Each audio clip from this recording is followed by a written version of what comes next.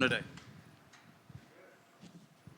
What's up, King? How are we feeling ahead of this one? You done got yourself a beard now and shit? Okay. Finally hit puberty.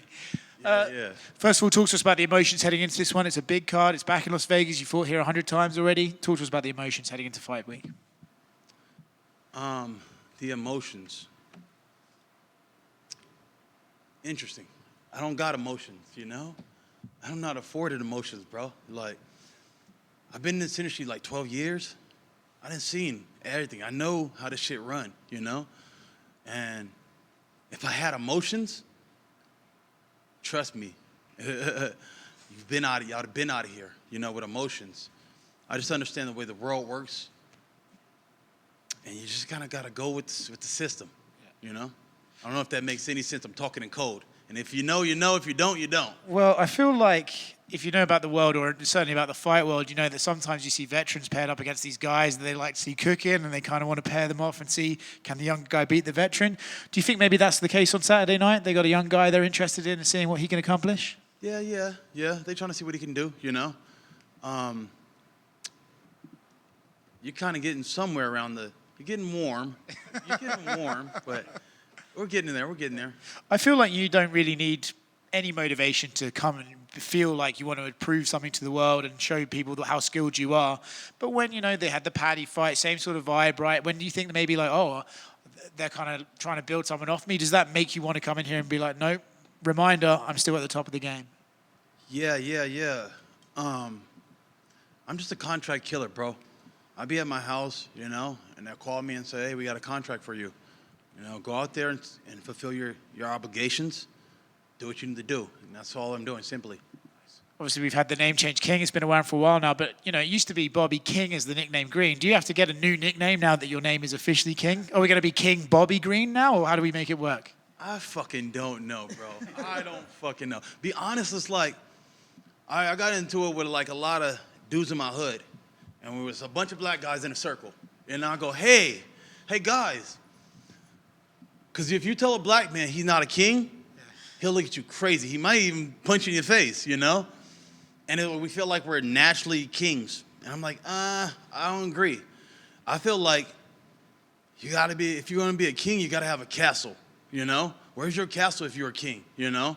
And so that's like, and they're like, oh, well, I have a house that I'm renting, you know? I'm like, no, that's not yours, you know? And even a mortgage, it's not yours until you own it. I know we got to still pay property taxes and they can still lose it, but blah, blah, blah. My name's on it and it's mine, okay? And so I own it. And so that's what I was explaining to them is like, hey, we're not kings until it takes certain things to be a king. First of all, you need to be good at heart, you know? A real good dude, real solid and truthful and honest.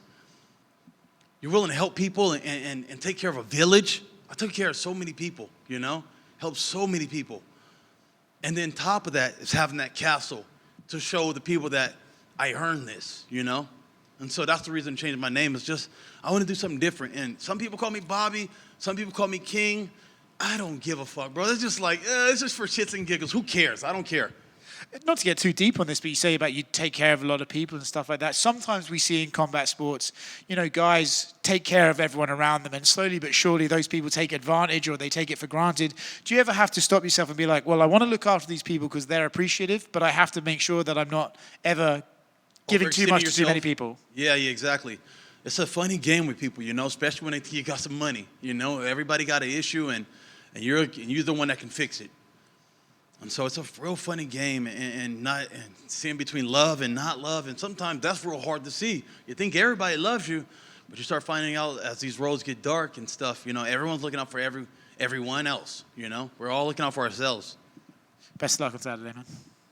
There's a few in front of you. You made a lot of headlines when you were on that podcast defending Anthony Smith and just a lot of the veterans of this game. I'm just curious, do you feel like the fans in general, because I've asked this question to Cub Swanson, I asked this to Anthony, and they say, there's some fans that never watched the WEC. They never knew you were in Strikeforce. They don't know what King of the Cage is. They don't know any of these other promotions. Do you feel like the fans that maybe discovered this sport during the pandemic when it was the only thing going have done their proper research and like they respect the veterans of the game like yourself? Yeah. First of all, I was just trying to break that shit down to TJ. And I was like, TJ, you got, 23 fights? Look how much his body's has failed him after 23. Imagine I got 50. This is my 51st. Anthony's like close to 60. You don't know what that walk is like, TJ, when we get that fucking far down, bro. You know? To keep doing this and chugging along, that's what my hat's off to Tony Ferguson, Nate Diaz, Jim Miller, those guys that are really fucking true fighters till the end. We fought the young, the new, the next version, the next generation, and the next generation, you know? So, like, some people, like, they look at us like, well, you're not champion, so I don't even know if I can even talk to you. And it's like, damn, you just overshadow so much. Like, you have no idea what it is to be those guys, you know? To kind of go off of that, you know, Ruffy, your opponent, on one of the embeddeds, he's like, I think his phrase was like, oh, I'm going to bring something new that Bobby's not seen.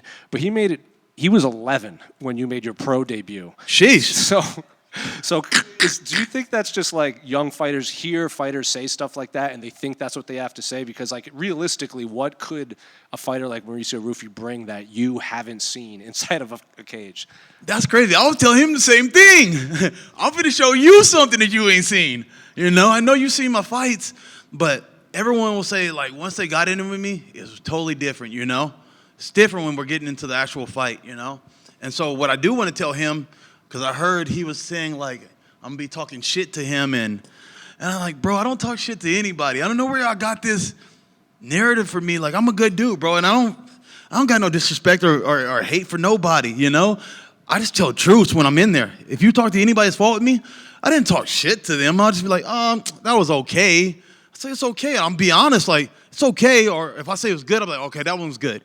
All right, come on, let's go. Let's keep it going. So I was just not talking shit. I'm more so just telling truth if I want to say anything, you know? And so I don't know where these guys are getting it from. Like, that Grant Dawson guy, he said something like, you're trying to get in my head. I'm like, I've never tried to get in nobody's head, bro. Like, what? That's kind of weird. I'm going to get into your head. Like, that shit's weird, bro. I'm a cool-ass dude. I don't be tripping about nobody. But they just take some shit and think I'm doing some weird voodoo and get in your head. Just a couple more. I don't know if you're a guy that pays attention to, like, where he stands in, like, the lightweight record books, but, you know, you have the most significant strikes and total strikes in UFC lightweight history, and you're the only lightweight with over 2,000 total strikes landed. I think the next one close to you is at 1,700, and that's Jim Miller. Is that stuff you pay attention to, or do you even care about, you know, stuff like that in the record books? I don't really try to pay too much attention to it. That means that I go to work. That means I stay busy. You know, that means that I'm out there working, you know? And so that's a great thing to have. I was trying to put way more numbers, but the Paddy shit kind of fumbled. I had the worst fight of my life with Paddy, and it is what it is, but that's pretty dope, I guess, you know? And just last one. I was going through your past fights just to see how far back it was, like comparing his date of birth to like your debut. And I saw you had a fight against Charles Bennett, obviously. Can you believe that he's still fighting, like in 2020? He is? Crazy we're still fighting? Well, he goes by Felon now. He goes by what? Felon Charles Bennett. He doesn't want to be Crazy Horse anymore. I didn't fell out. I ain't heard from him doing so many. I didn't even know he was still doing it. He had a fight 2024. It was just, I think he snapped like an 8-9 fight losing streak, but he got the W. And so people be asking me like when I'm gonna let this go. I'm like, I can't leave when this guy's still fighting. Jim Miller's still fighting. I'm like, I thought about just like, just do one or two more, you know. But Jim's still going. I'm like, I'm not going before him. His Charles Bennett's record is 31-46-2. Holy shit. I mean, when you get up there, at least he's still doing it, you know, and he's still being able to compete. King, can you reflect on your last fight with Paddy? You just said it was one of your worst fights of all of your career. What happened? You ever heard of a blooper? You know what that is? Like a blooper reel where the guy slips on a banana peel and then he falls into a bucket and, you know, like some stupid shit like that. Well, there's some times where I've had so many fights, I'm like, hey, that's new on my list. Like, so I think I went to go punch him, and he kicked my leg, and then I kind of slipped, and I went down. So people were like, why'd you shoot on him? And I was already, like, fucking down there. I kind of just fell into it. So I shot, and then he capitalized on it. And so a mistake I made, fucking just slept on a banana peel. And shit happens like that, you know? I felt like I lost a Super Bowl, and it is what it is. How much did that one hurt because of the, I guess there wasn't a lot of trash talk, but there was some heat. Yeah. I ain't gonna lie, bro. I'm gonna keep this shit real with you. That shit hurt real bad, That shit hurt real bad. It's like, because we were so, and getting, and I had to go all the way over his pond and deal with all the craziness, I did it all, and I put it all on the line. And sometimes you go for the best, and sometimes you fall a little short, Do you have a prediction for Justin Gaethje versus Rafael Fiziev? I'm gonna go with JG. That's my dog. I feel like he's already kind of figured out Fizev's timing and Fizev's the way he does. I feel like Fizev doesn't really change his style too much, and so I see Gaethje going out there and putting the same clinic on him. And then last one for me, I just wanted your thoughts on Alex Pereira as someone who is a little older in the game as well. He's newer in the MMA game, but older in life, right? So, just what are your thoughts on him just taking the UFC by storm? Man, I'm so happy for that guy, man. Just to come from kickboxing, and be doing all those fights, and they don't make as much money, and so for him to have so much success, I'm so happy. He's such a great dude. He's living the life, bro. He's everywhere. I saw him at Drake concert, like he's living the life. And at this age, it's a blessing. But it's also like, because some people compare weight classes, that's a difference. In lower weight classes, it's one shot, one kill, and you could seal the deal. And so it almost gives them a little bit more longevity because, hey, I only took this many amount of punches, versus in our division, you might take a lot more. Thanks, man. King over here. 2 quick ones to your right. Saw you run into former opponent Jalen Turner out there. How was that like? I told you I'm not no dick, bro. Like, I'm not that guy, It's just all love, I'm happy for Jalen and everything he got going. I want to see him have success, I love to see a black man get some money. It's only a few of us in this division, so each one of us getting some shit, that's a blessing, I want to see every black man be successful in the UFC. Oh, that's awesome to hear. And obviously, you take a distinct route in terms of goal setting in the fight game. We know a lot of guys and girls shoot for the belt, and that's that. In your case, you prioritize, like you mentioned earlier, taking care of the ones around you and even yourself. Was that the mentality you've always had when you first entered the game and picked up the gloves? And do you think we should see more professional athletes undertake this mentality that you go through? I don't know, bro. I'm from San Bernardino. I'm from where the broken are there, And so all we could think about is getting out of this hole, which is financial poverty, And so I don't know if I've been programmed this way or what from society, but that's all that's been my journey. It was to get us all up out of here, Get us up out of here, get us out of struggle, I don't like to see my friends or my family in pain or the struggle. So it's all about getting everybody and creating something that we all could kind of eat off of or we all could kind of move off of, And what is left on King Green's bucket list? What's left on my bucket list? Okay, that's kind of interesting. It ain't shit to do with this shit. I'm gonna be honest with you.